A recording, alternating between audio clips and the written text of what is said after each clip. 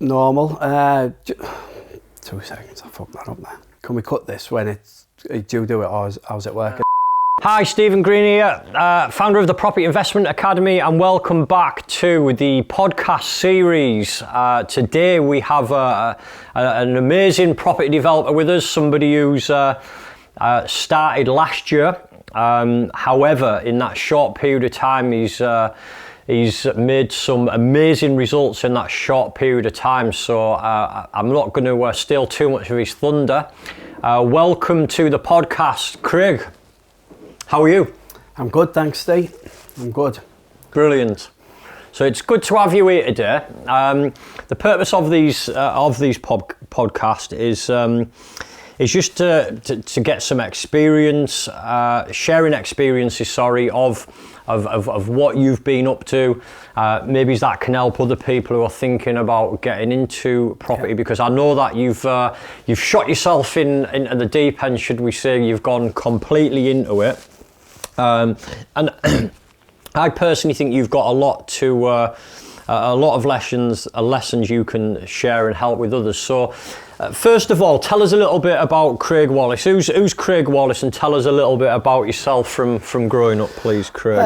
I'm from Middlesbrough. Fond memories of childhood when kids could be kids. I've got 4 children myself, and it's a totally different ball game these days.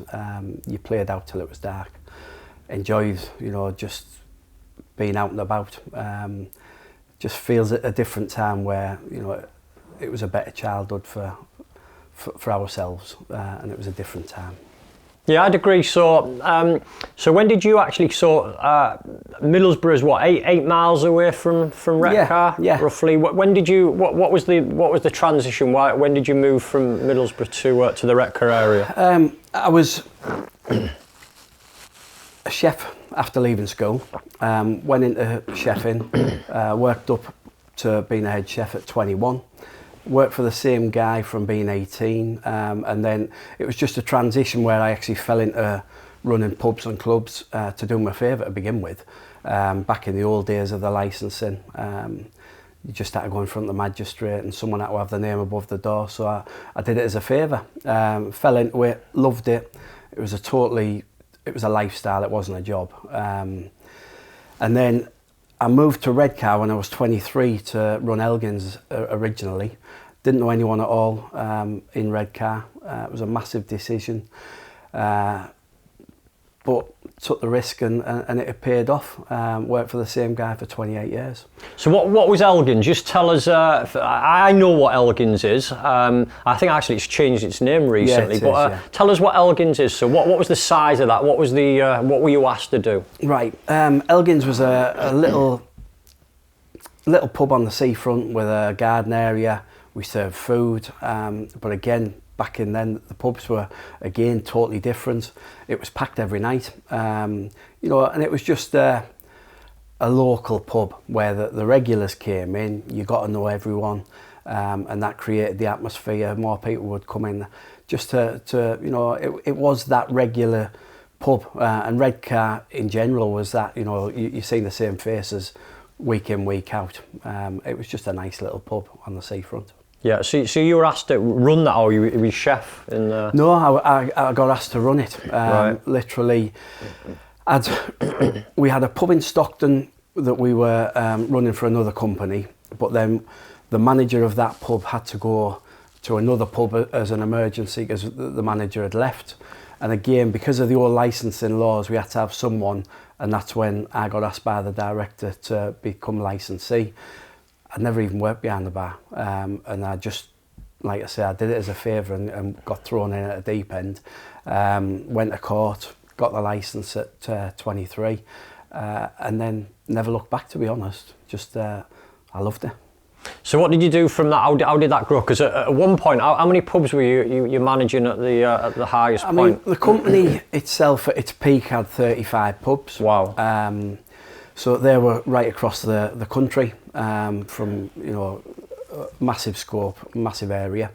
Then when everything on the downturn with the banks and all that type of thing, the company had to refigure some of the costs, and the bank obviously, because they'd made a lot of mistakes, put a lot of pressure on the company.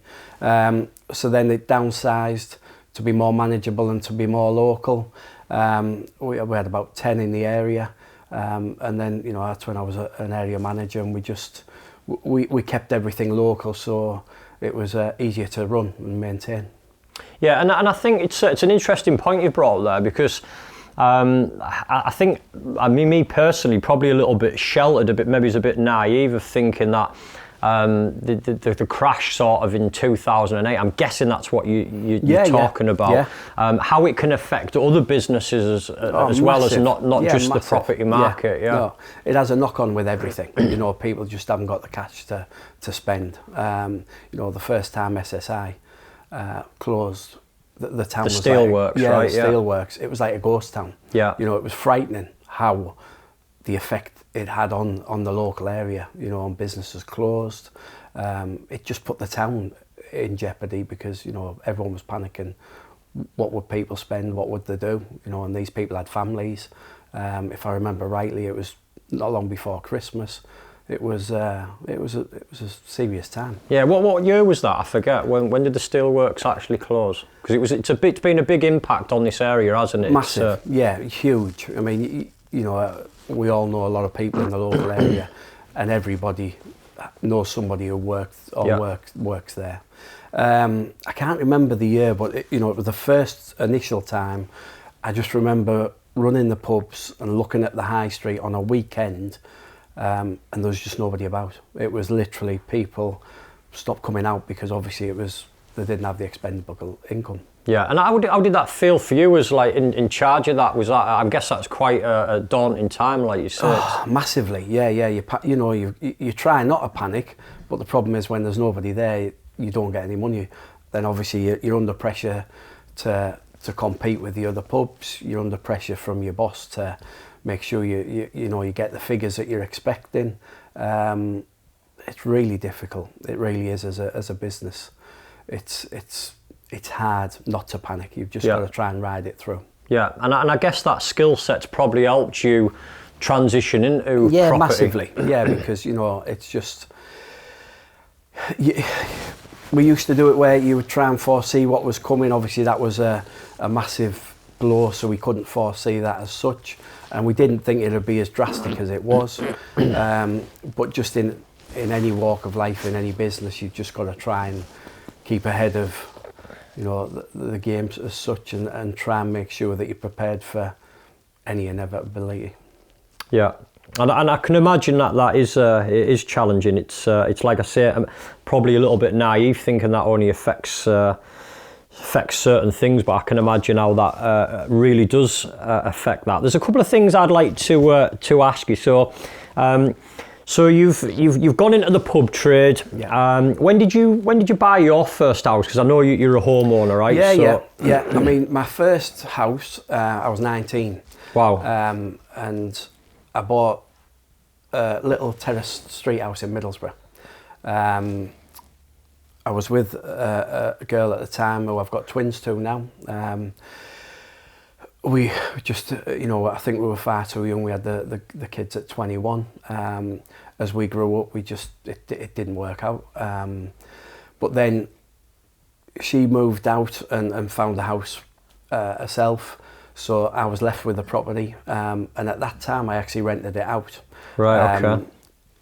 And I had a nightmare. So an accidental landlord? Absolutely accidental. Didn't have a clue what I was doing.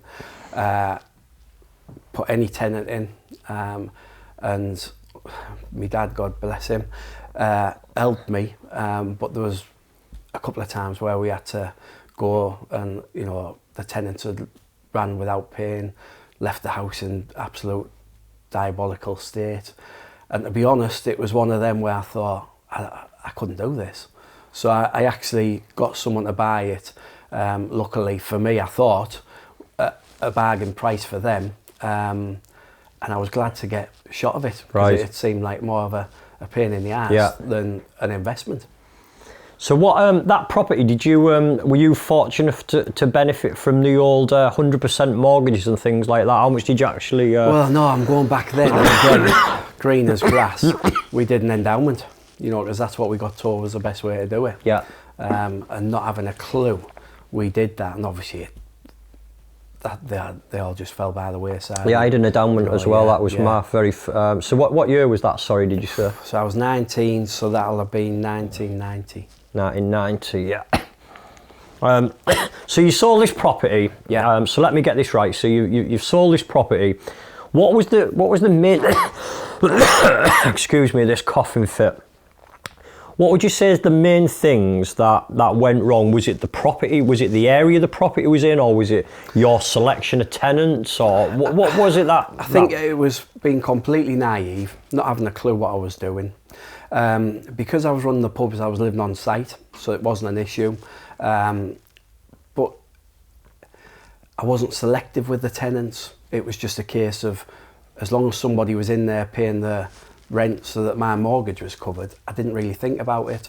And it's not, looking back now with hindsight, it was just an absolutely terrible way to deal with it. I was lucky at first where I had actually a couple of doctors who rented it for quite a while.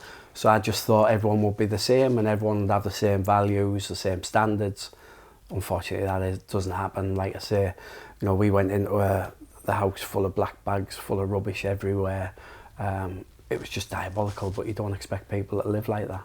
And you certainly don't expect them to leave it for you to clean up. Yeah, and I think that is one of the challenging things with property, and something that I think we all kind of learn from. So I'm guessing there was no tenancy agreement, right?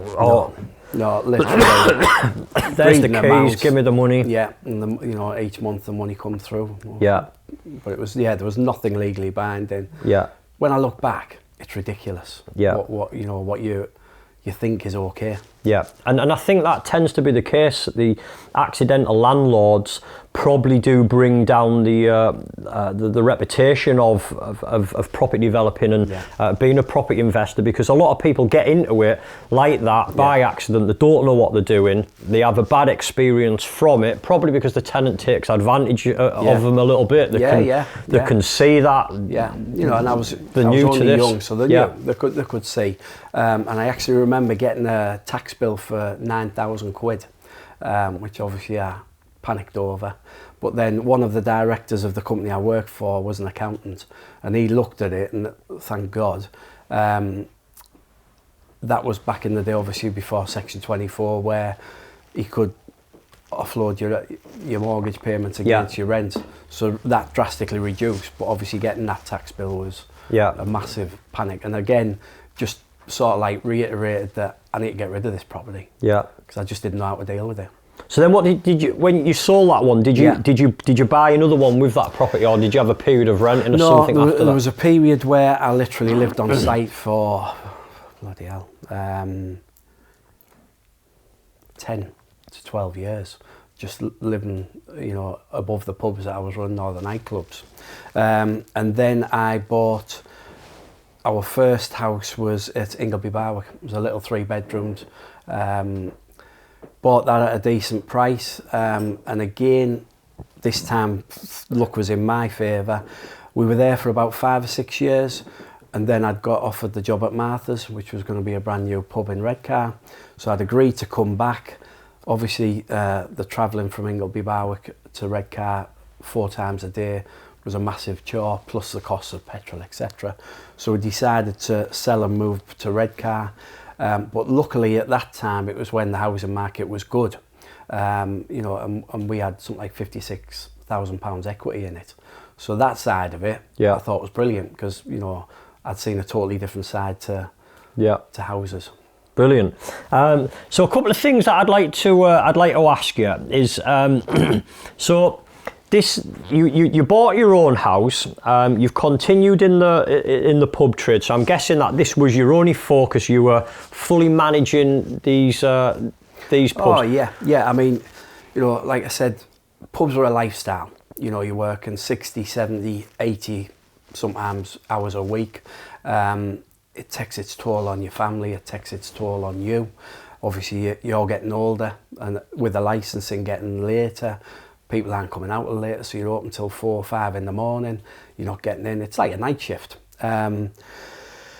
So realistically, what I'd always been told and what I always believed was, you know, you left school, you got a job, you got married, you had kids, you buy a house, you pay that mortgage off as quickly as you possibly can.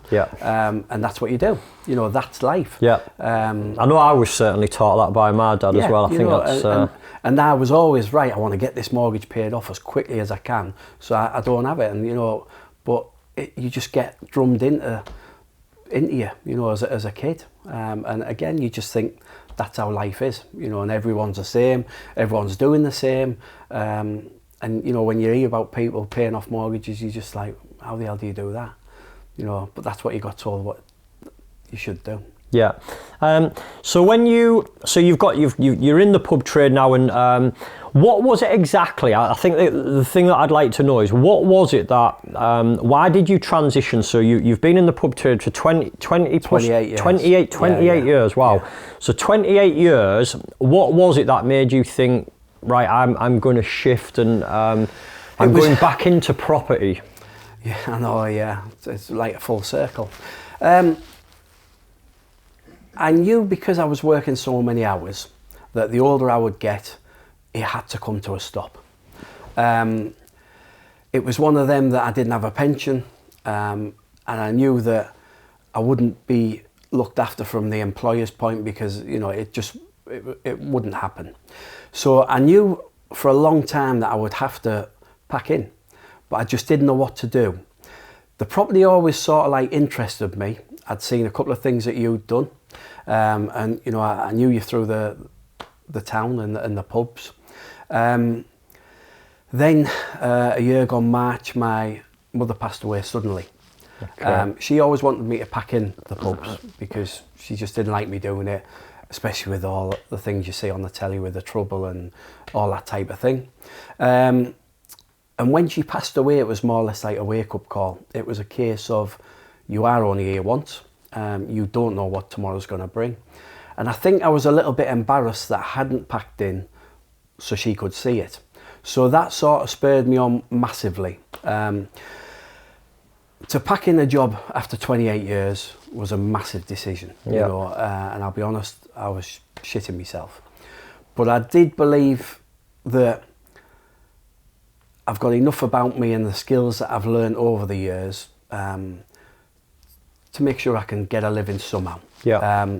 Then obviously I contacted you just to meet for a coffee, just to see how, you know, you did what you were doing. And I'll be honest, I was expecting to revert back to 25% deposit, wait 5 years or whatever years, get some more money, buy another house. And that's what I was expecting you to tell me. So what was the first thing that caught your eye with, because we'll come back to this, because there's a few funny stories here. We'll talk into how we met prior to that, and some of the times when you've had to discipline me a little bit, should we say. We'll come back to that in 1 second. I just want, what was the first time that caught your eye with regards to what I was doing in the property world that got your attention? Right, well, without jumping the gun, it was when you were bad out and somebody with you said, he's a millionaire, him. And I was like, not a chance, no chance. And no, he is, he does property. And I was like, and it was one of them, I dismissed it at the time. But obviously when you're driving home, or the next day, I was thinking, why would he say something like that? And then it just sort of like got me conscience and me curiosity. And then obviously, like with a lot of people that you have run-ins at the pubs, you get to speak to them and they're a totally different person, either sober or in general. And then we just started chatting. And again, it just sort of triggered my curiosity to how you did it. So was it a Facebook post? So from that, so somebody's told you that this guy he's done so well in property. I've found you on Facebook, sent a friend request, and then all of a sudden just started watching some of the stuff you were doing. Didn't have a clue about it. You know, I was watching stuff and I still didn't have a clue. Hence, that's why I got in touch with you, just to say, what is it you do? Can we just have a quick chat? And I expected you to give me, like I say, the old-fashioned way, and it was like a complete and utter, totally different conversation we had. Yeah, and this was, correct me if I'm wrong here, but this was even before I'd said I was going to do any training, right? Oh yeah. This was miles before that. You know, the first one, if you remember, we met for a coffee, and I remember telling my wife that, you know, I'm going to meet you, I'm going to discuss how you're doing the property, etc. Came, sat down with you, you started talking about mentors and, you know, self-investment, and I didn't have a clue what you were talking about. And I'll be honest, it was like, you know, self-investment, he wanted me to go to the gym because I was overweight. Mentors, you know, and I'll be honest again, I thought it was a bloody mint.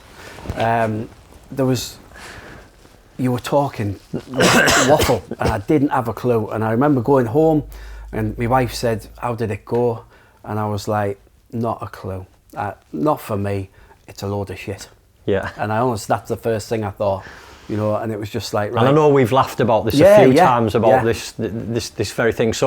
So what was it again? So you've gone home. So I mean, I know this because we've had a laugh about it a few times. But let the viewers know. In fact, so you've gone home. You clearly didn't get that Not meeting. At all. I've gone home thinking, oh yeah, I've educated this guy, and he's coming away thinking he doesn't have a clue what I'm talking about. Yeah. What was it that made you come back a second time? What was it? Why did you ask for that second meeting? Because again, you know, I thought, right, it's back to the drawing board. What am I going to do? But I still was interested in property because, you know, especially with the pension side, because I think that's where I thought, well, if I get property, that will pay for a pension because I haven't got one. And again, I thought it was a case of you buy a property, you pay that off, and then if you sell it at the end, there's your pension. You know, that's the way I had it in my mind.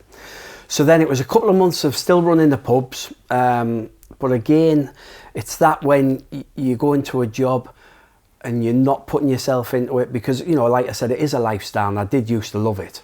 But you know that it's not for you, and it's taking the time and the courage to actually make a decision. So after a couple of months, I still watched it on Facebook and I was still intrigued, and you were getting these results, and, you know, the station was the one that you were doing at the time, where I was like, I'd have drove past that, and I had drove past it thinking, who the hell would buy that?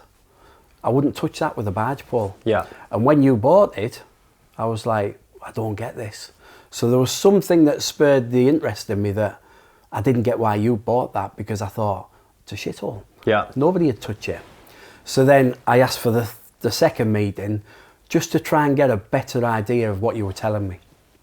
And that's one of the pubs. I'm guessing you never managed the station. It wasn't one of. No. So just so that you're aware that what Craig's talking about here is the station is actually a pub in Redcar, a big large pub towards the train station. Something that I bought a couple of years back and converted that into 10 flats, 3 2-bedroom flats, and 7 1-bedroom flats, and it's bang in the middle of Redcar. It does bring a lot of attention, right? Yeah. So I guess that's drawing your attention at Definitely, because I couldn't understand why you would want it. You know, I honestly looked at it and thought, not a chance. But so then we had the second meeting, and I think that was the first time you'd mentioned the training and being a mentor, and because, well, to be fair, I don't even know now, because I talked myself out of it so many times after when we mentioned it, and I'd agreed, you know, to go on the first course.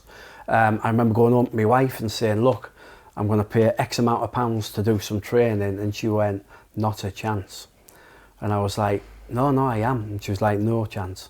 It could be a car, it could be a holiday, you're not doing it. Yeah. And obviously with packing my job in the back of my mind, I did panic, and I thought, Jesus, is this the right thing? Yeah. I asked the usual questions where it comes to money. Am I going to get anything out of it? Is it going to be a rip-off? You know, is he a con man? The usual questions. Yeah. And then I remember talking myself out of it 100 times, but then there was something in the back of my mind just saying, this is what you've got to do. If you want to get out of the pubs, you've got to make a decision. And it's only up to you. And, you know, I'm 47 now, 48 next year. Time isn't on our side. So it was a case of, if you want to change your life, you've got to be the one to do it. It's as simple as that. Nobody else will do it for you. And then I remember having a conversation with my wife, and eventually she said, well, look, if this is what you want to do, then do it. And again, it was like another brick wall, because then I shit myself thinking, I'm going to actually do it then. You know, so it was panic mode all over. Yeah. But again, I remember texting you, right, I'll send the money over, but it was, I can't press that button to send the cash. And I just kept on to talk myself out of it constantly, but then eventually took the plunge. I have massive respect for you for that, because when you're making that decision to invest in yourself, and you know I heavily invest in myself, yes. I've invested well over 50 grand with just £50,000 with just one mentor alone in the last 12 months. Yeah. And I put a major part of my success down to putting yourself around people who are above your pay grade, people who can mentor you, definitely, show you, take you there quicker. But I remember having all of those same feelings as you did with this guy of the first investment that I actually put in. It was a lot less than what you were doing. It was only 197. It was either 197 or 297 pound. Yeah. And I remember pondering for weeks and weeks over, is this an internet scam? Am I going to get anything back for it? Yeah.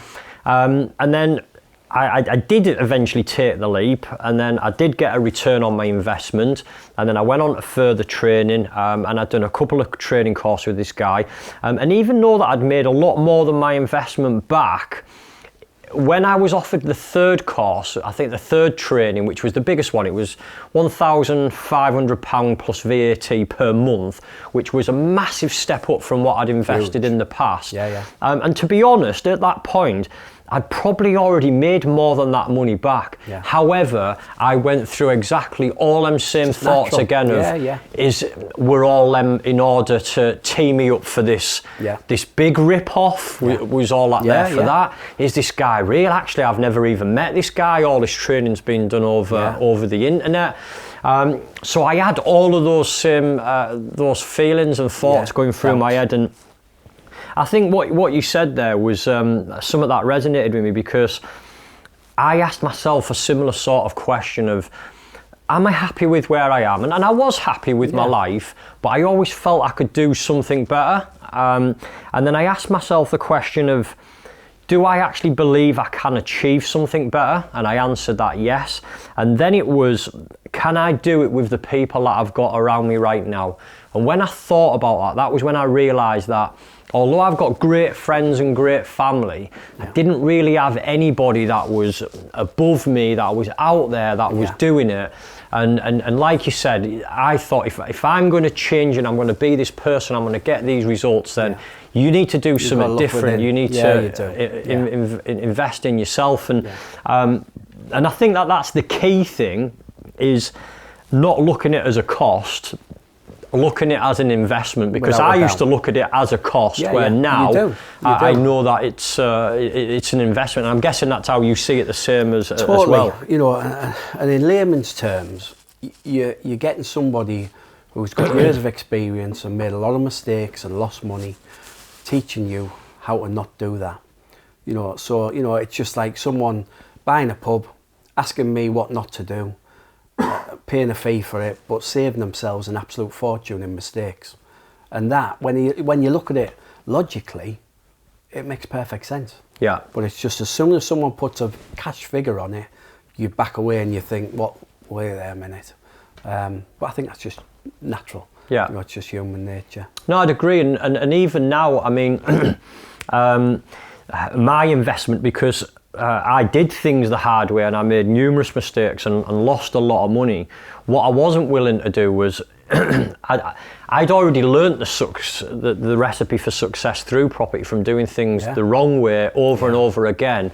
But when I decided I wanted to train people within property, that was something that again, I didn't want to go make a 10 years worth of mistakes, and that's why for me I thought I'm not going to make this same mistake again and learn the hard way. I'm going to go to somebody who can teach me exactly how to set up this training business effectively and how I can offer the best to my mentees. And another example of that this year is I've invested £5,000 in a book mentor.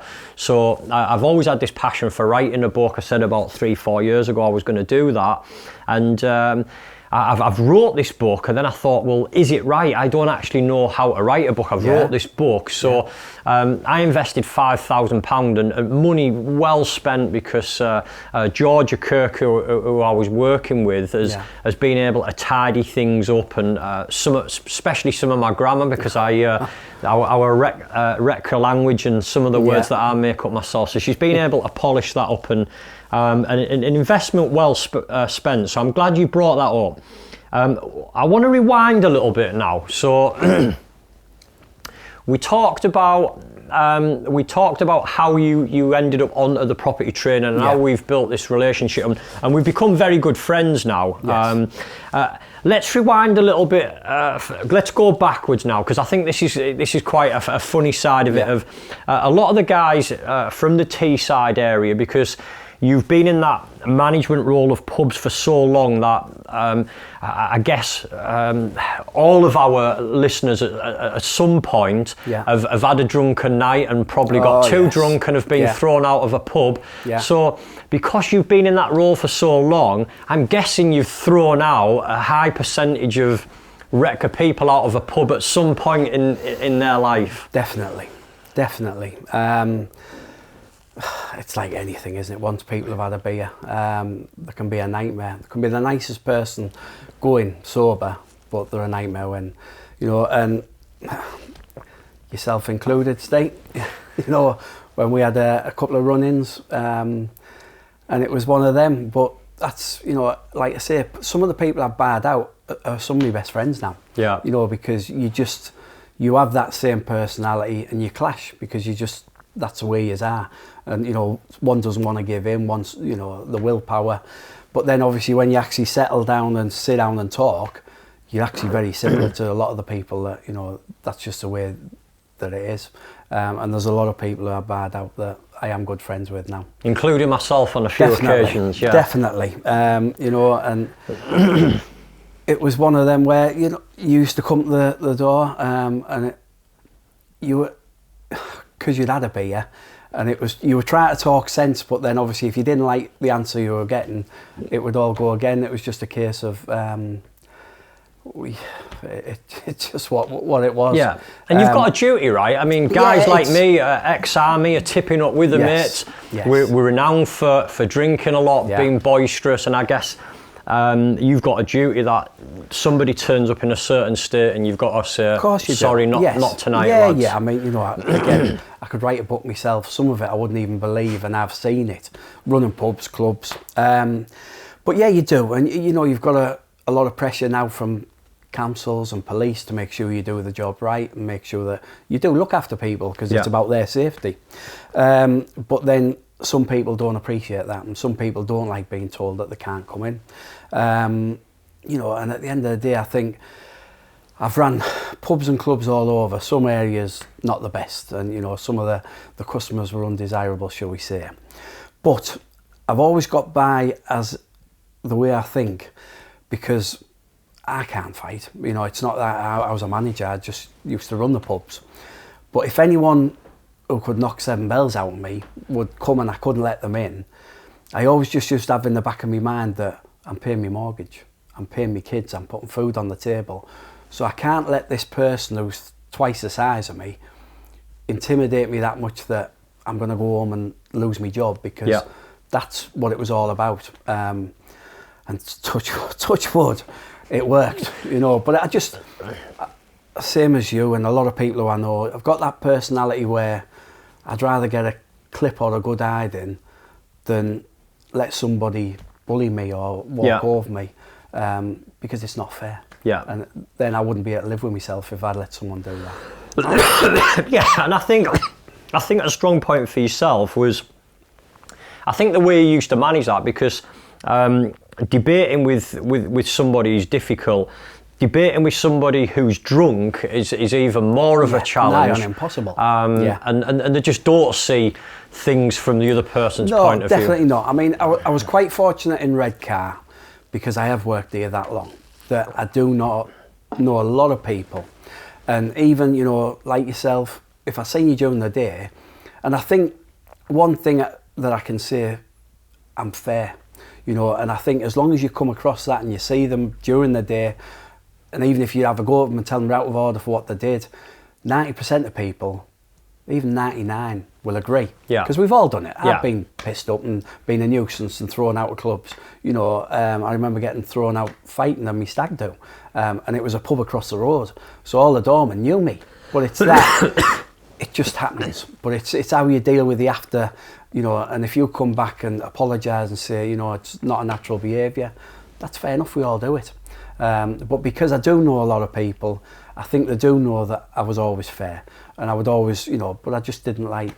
Yeah, and I'd agree with that. I think that your approach for dealing with that, I always had respect for you, and I always knew that it maybe be a couple of days later, I think he is right. Yeah, I was probably too pissed, or we were jumping on each other's backs and arsing about and probably knocking people about and drinks over and things like that. So I think that the way you used to handle that, it was probably the reason why you survived in a job that long. Do you think that skill set has helped you within the property world? Have you took any of that into the property world? Yeah, without a doubt. I remember a few years back thinking about changing my job, and I'll be honest, I thought I can't do anything else. All I've done is I was a chef for 6 years, then I ran into the pubs. I fell into the pubs and I thought, well, this is all I can do. But realistically, I'd never heard of transferable skills. I'd never heard, you know, and when you actually dissect what you actually do, there's a lot of stuff that can go into other categories of jobs, lifestyles, etc. So I wasn't aware of that because I was tunnel visioned, I was blinkered, and I thought that was the only opportunities I had. So I think when I was coming up to the point where I knew I had to pack in work at the pubs, I had more confidence in myself, as in I could work with people, I could work with authorities, police, councils, etc. You know, and some of the stuff you've said where it's helped me massively, where you just make that contact with them, you're approachable, you talk to them, you know, and it's a case of asking them because that's what they're there for. Yeah. You know, I used to think some of the authorities when I was younger, you would be against them because, you know, they're not telling us, we know what we're doing. But then actually when you think they're only doing a job, and at the end of the day they want people to be safe, they want everywhere to be as it should, then you actually, once you put your barriers down, you work with them and you just say, look, what is it you want? We can do that. And then all of a sudden they sort of like soften and they'll say, right, brilliant, we can do this, we can do that. Because again, they're dealing with sometimes pub managers who didn't have a clue or didn't care. Same with landlords, you know, because there's a lot of landlords, wrongly or rightly, have got a bad reputation. Yeah, and like you say, I know you've used that. Talking to the authorities, talk to me on that, because it's just triggered something that. How did you use that to your advantage in order to get a good contact that you've recently got with regards to the HMO you bought? Yeah, no, literally. Again, after the elite, and then just thinking of what I used to do when I was running the pubs.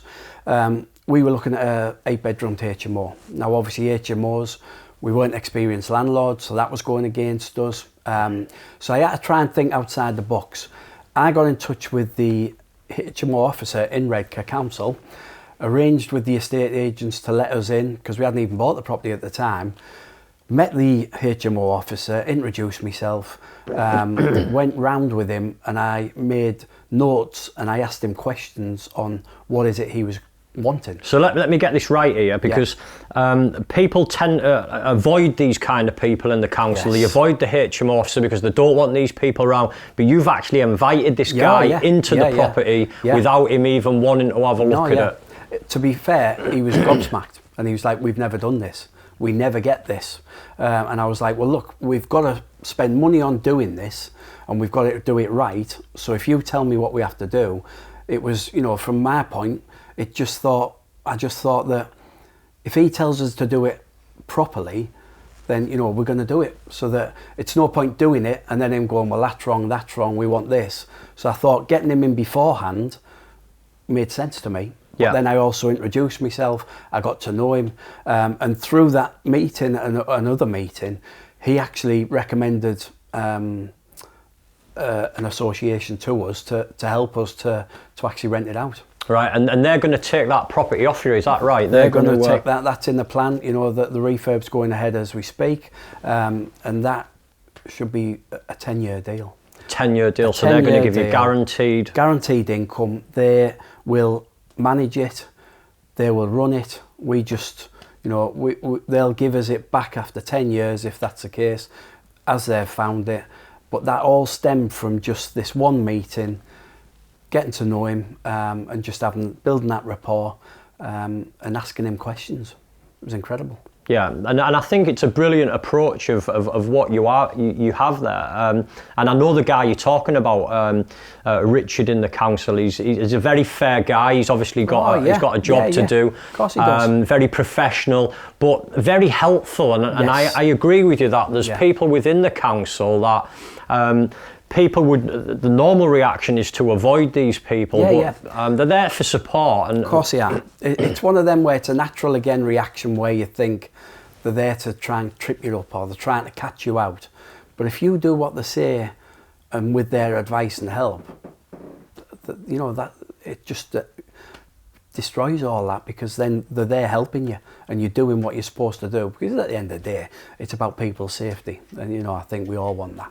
Yeah. Simple as that. I don't think anyone doesn't want that. No, it's brilliant. What I'd like to ask you, Craig, is tell us, so you done training with myself, when was that? That was in the September last year. So we're what now? 14, 15 months. Yes. So 15 months on from that training, and you had no investment properties at that time, is that right? None at all. Tell us exactly what you've done since that time. What have you built up, and what have you been up to? Well, again, so making the decision to do the training, but then in the back of my mind being sceptical and being fearful that I didn't have any knowledge whatsoever to begin with, apart from the bad experience with the terraced house in Middlesbrough. Obviously, when we did the training, it was like, and I can only describe it as a light bulb moment where, again, when you see an invention that you think, I've been doing that wrong for years, but some of it's common sense, why didn't I think of that?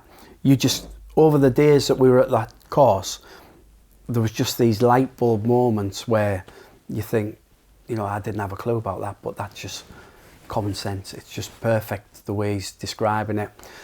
It was very personable, so that we could get all the information in.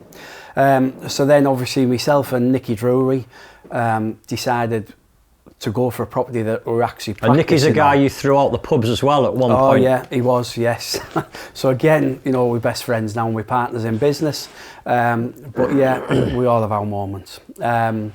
So as one of your exercises, it was actually on this property that we bought originally, was on as an exercise. I discussed it with Nicky, and we said, if we go for it, we'll do it together as a partnership. Put an offer in, got knocked back originally, but because of the things we've been taught, went back, and we got this property at 40% below market value. So the money for the course that we'd paid, we'd just made over 4 times. In the first deal. Yeah. So it was incredible, and it was this works. This is unbelievable. And then we looked at the HMO. We've got that again, just doing the correct deals and the strategies. Another house which is fully tenanted now as well, and then we've just been accepted on an offer on another property, which is a commercial property in the town centre. So within the 14 months, our portfolio will be worth £1 million. So you've built up £1 million portfolio, brilliant. And you've now replaced your income, or you will have once these are fully tenanted. I mean, I think once everything's up and running, so we're halfway there. Obviously, we've done the restaurant, we've got offices to finish off upstairs, but yeah, no, that income will be more. So from going to work 60, 70, 80 hours, stressful, ridiculous hours, not seeing my kids, not seeing my family, I've replaced that within 14 months. And brilliant. It was one of them, again, I've got 2 young girls, and it was a choice of making that decision to spend time with them, and seeing them, Christmas coming now. Obviously, Christmas for me was horrendous, running the pubs. I used to dread it, Black Eye Friday, Boxing Day, Christmas Eve. There's times where I actually left my wife crying and I'd go to work because she had it all to do. Yeah. This year is, I'm not doing a thing. It's the first year. This is your first year. Proper one where I've got nothing else to do work-wise apart from spend time with my kids. And that's all down to taking action. Yeah. And credit to yourself for doing that, because you've created this yourself, Craig. Tell me a little bit about, so you've built up this £1 million portfolio. What will these cash flows, so after expenses of the mortgages, what will you be left with between you and Nikki on these particular? Literally, if once everything's up and running, and again the commercial, I've already got someone wanting to rent the full building out. So by the time we've filled everything, we'll be bringing in around 80 to 90,000 pounds a year, and that's obviously if it's fully tenanted. But that's everything fully tenanted. There's 90,000 pounds a year. It'll bring us over £500,000 in equity, which obviously then we'll be able to use going forward. Plus, it gives us a variety of properties on our CV. So then when all of a sudden we've gone from people who haven't got a clue what we're doing, not any knowledge whatsoever apart from buying our own houses, to having this portfolio where estate agents, investors, people like that are looking at you in a completely different way. And because you walk in the walk as well as talking the talk, you feel like you're a property developer now. Because at first it felt a bit strange because I didn't know exactly what I was doing. So people look at you differently and people deal with you differently, and people are coming to me now with properties and asking us, if we want to do a deal. And you've, we've had Tommy on the talk show. We had Tommy on a couple of weeks ago. You've actually made a change as well to an old building in Redcar within our area. Obviously, you're from the Redcar area as well. Tell us about that. What exactly is that? Because again, it's had a lot of attention. It's been in the papers. Yeah. There's been a lot of talk around it. Tell us what exactly that is and how that's actually going and how you feel. Well, doing that. The old building was an old Indian restaurant. We looked at it, and again, going back to the station, I would have drove past it before and thought, not a chance. I wouldn't even. And to be honest, I walked in there when I originally viewed it, and you could see through the ceilings. There was holes everywhere. The place was an absolute tip, and I was like, no, this is not for us. But I took the architect. I took, people who know what they were doing with me, and they were like, it's all cosmetic. There's nothing, the actual structure of the building was good, the roof was good. So the basics were there. It was just cosmetic stuff that we had to look at. But I didn't know that unless I took someone with me. So we agreed the price, 40% below market value. I'd already got a meeting with someone who was wanting to rent it out before we'd even started, and we turned that into a restaurant, which is what Redcar's been crying out for. It gave an opportunity for employment for 20 people. It also gave this couple who were renting it their start so they could have their own business, because they could only dream of that. They couldn't afford to do it, so we helped them. But plus, Redcar is like a lot of towns in the country at the minute. It's struggling. The high streets are struggling in general. So to be able to open something that can create something, create jobs, create a buzz about the town, get people talking positively for a change was brilliant, you know, and the feedback we've had has been fantastic. And I didn't realise, so there's 20 people employed, 20%. So you've created 20 jobs by just by doing that creating project. that place, yeah. You know, and it's all that, and it's local people, and it's just good because, again, I could never understand it with Redcar in general because I was here more.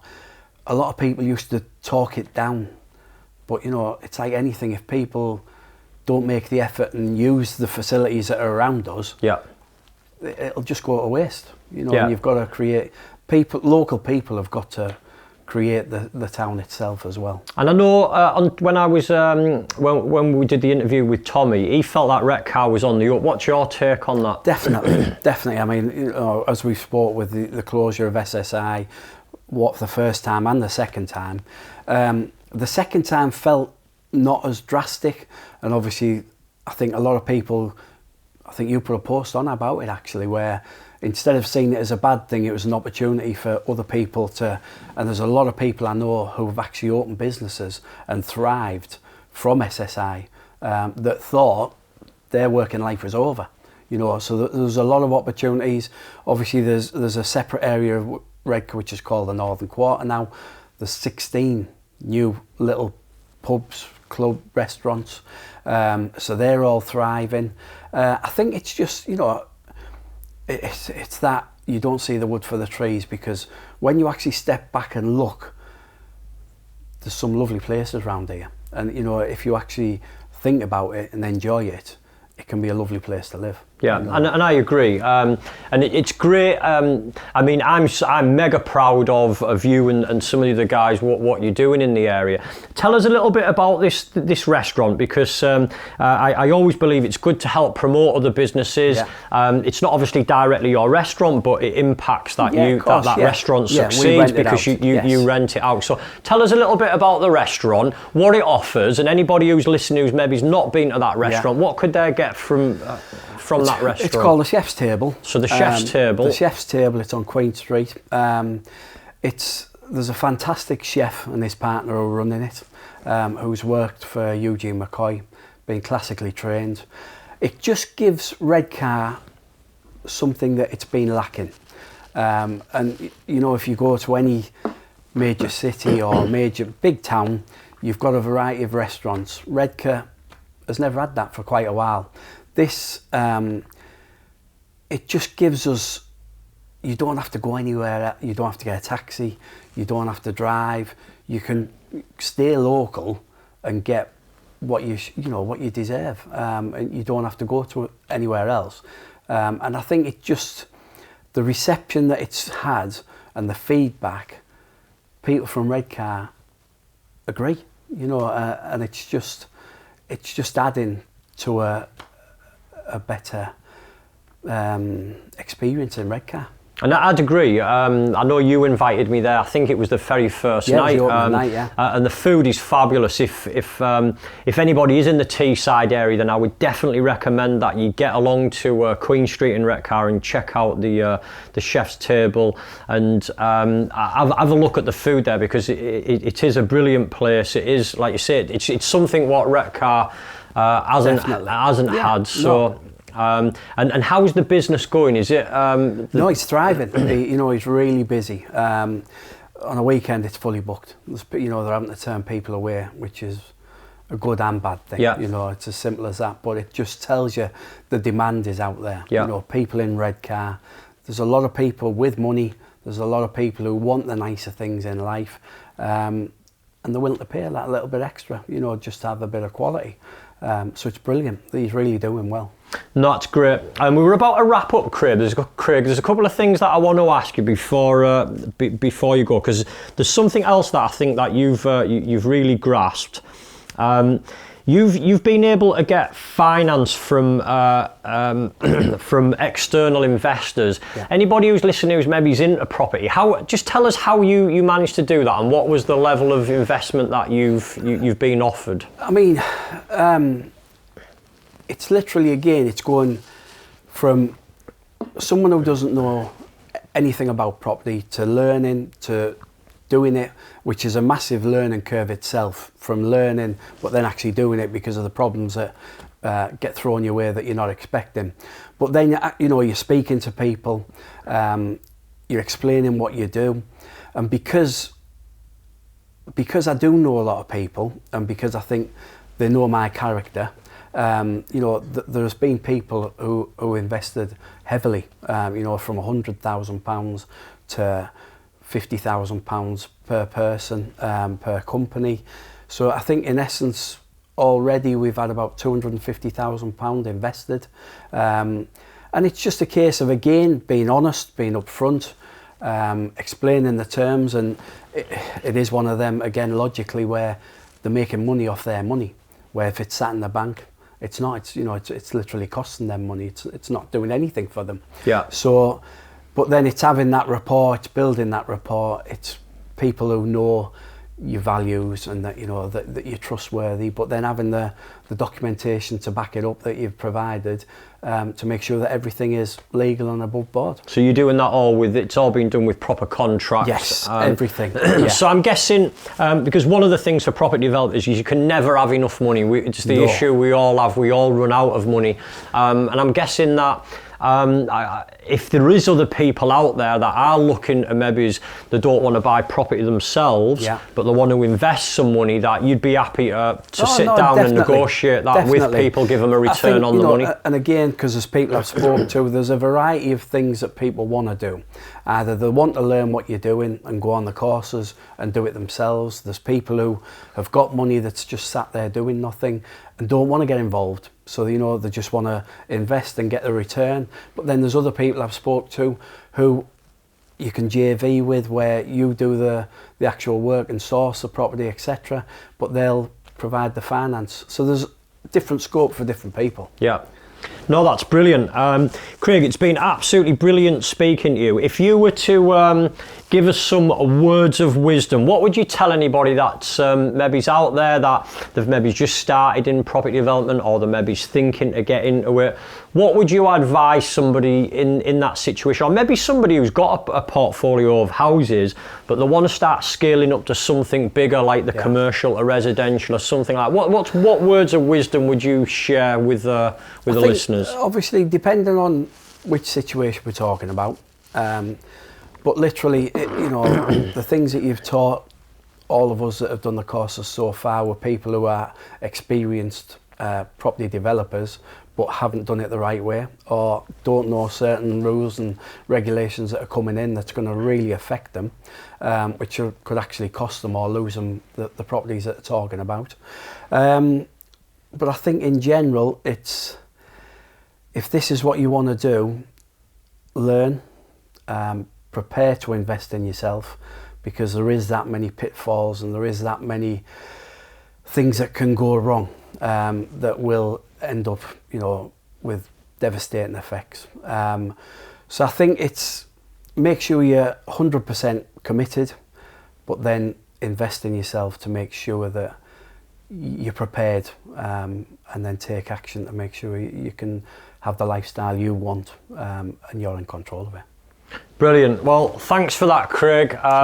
It's been an absolute pleasure, you giving us the time. I know you're very busy with your project, so thanks very much for that and for the listeners. So we had Craig Wallace there, and I think that was a brilliant interview. A very genuine guy, somebody who's built, another person who's built up a £1 million portfolio. He's replaced his income through property, through the deals that he's done. And like he said, there's something I think that Craig can be massively proud of, is the fact that one of these developments that he's done has created 20 jobs within the area. And I think this is one of the really rewarding things of property. If you have a look around this link, there will be other videos like this within the podcast series where you can learn from people like Craig. Like he said, some of the key things there of not avoiding the council, but actually inviting them in to help you. There's other people on the podcast that you'll be able to get some great advice from. There's other training videos if you have a look in the series around this link, and there will be a link as well in here for Craig. We'll put something in there with a little bit of a link for Craig. There's some videos that Craig's done in the past, and like he said there, he's always looking for investors. So maybe you're the type of person who you're a little bit busy, you don't want to actually do property yourself, but you're maybe looking that you've got a dreadful return on your money, like Craig said, in the bank, and you're wanting to put some of your money into a guy who's very well known in the local area, very trustworthy guy, somebody that I would definitely invest with myself. So I hope that's helped, and I hope you've got a lot from that with Craig, and we'll see you soon on a future podcast. Thank you.